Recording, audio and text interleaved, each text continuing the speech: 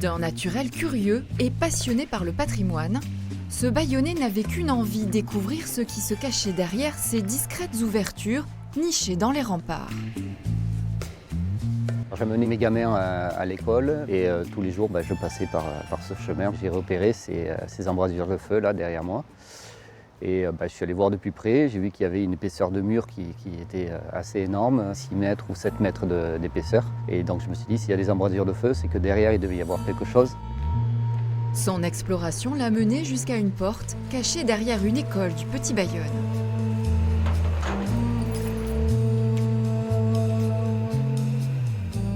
À l'intérieur, un lieu immense, fermé depuis des années, la casemate Notre-Dame.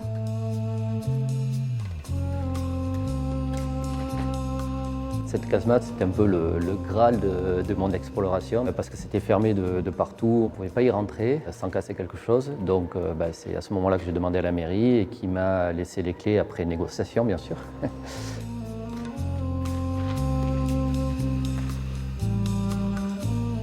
Ça impressionne, c'est la plus grosse casemate de Bayonne, 575 mètres carrés.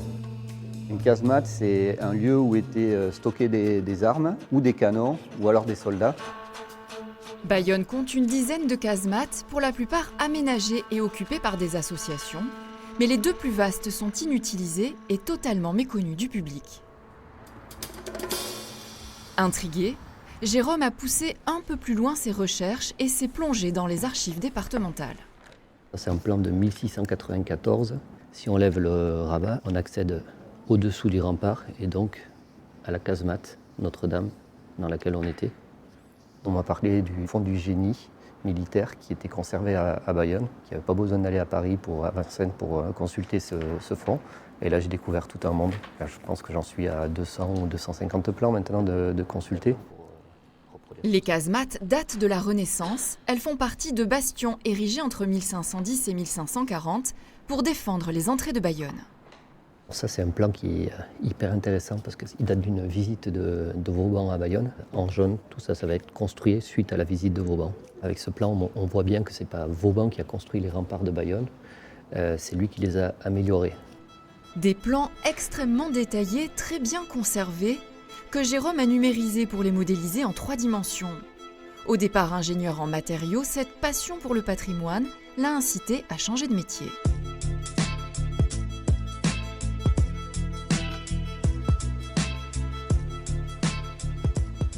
Je me suis dit que la meilleure façon de montrer ces casemates aux Bayonnais, c'était de les redessiner. Donc je suis allé voir les compagnons du Tour de France et j'ai fait une formation de dessinateur projeteur modeleur. Voilà, c'est des dessins du bâtiment.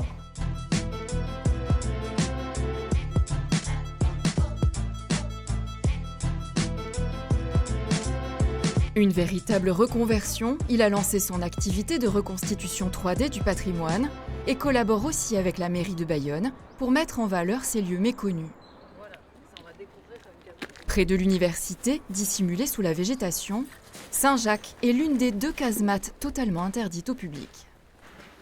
Et ça, c'est la pièce métallique pour accrocher le canon, pour freiner le recul quand il y a un tir. Pour moi, c'est la plus belle, je trouve. Elle est un peu tortueuse, il y a 2 boyaux, il y a le boyau sud et le boyau est. Il y a beaucoup de poternes, beaucoup de fenêtres, des croisements de voûtes gigantesques. Le problème de cette casemate, c'est qu'elle n'a pas de sortie vers l'extérieur, donc tous les écoulements d'eau ne peuvent pas se faire. La casemate Saint-Jacques porte les stigmates de plusieurs années d'obscurité et d'humidité. Elle s'étend sur 525 mètres carrés et n'a pas encore révélé tous ses secrets. Ah non, tu vois, là, il y a le tunnel qui n'est pas mentionné. L'eau dans laquelle, ce que l'on voit, elle est ici.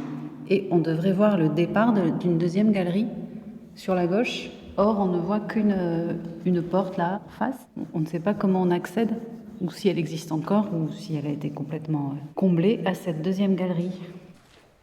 Des galeries qui nécessitent d'être davantage explorées et sécurisées avant d'envisager toute ouverture au public.